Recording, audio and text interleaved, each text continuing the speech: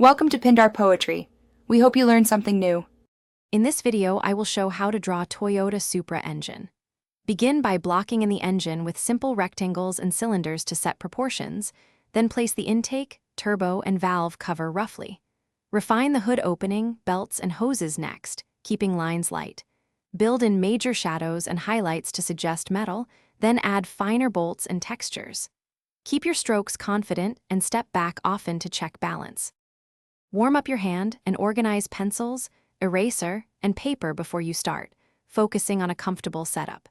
Sketch initial outlines with a harder pencil, then switch to softer leads to deepen shadows and curves. Vary line weight to indicate depth and prioritize clarity around the valve cover and turbo housing. Keep marks intentional and erase stray lines gently. Pause to assess shapes and adjust angles to keep the engine believable and balanced. If you're enjoying this tutorial, please like and subscribe. It really helps the channel grow. Quick recommendation.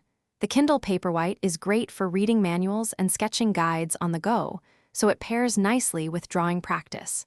I find it handy for keeping reference images and technique ebooks in one place.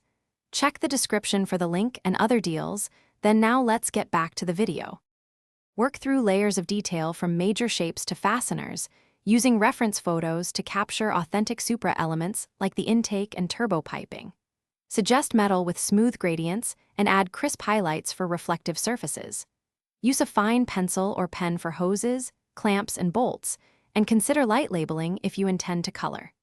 Maintain consistent light direction, and remember that small contrasts sell the realism in your engine drawing.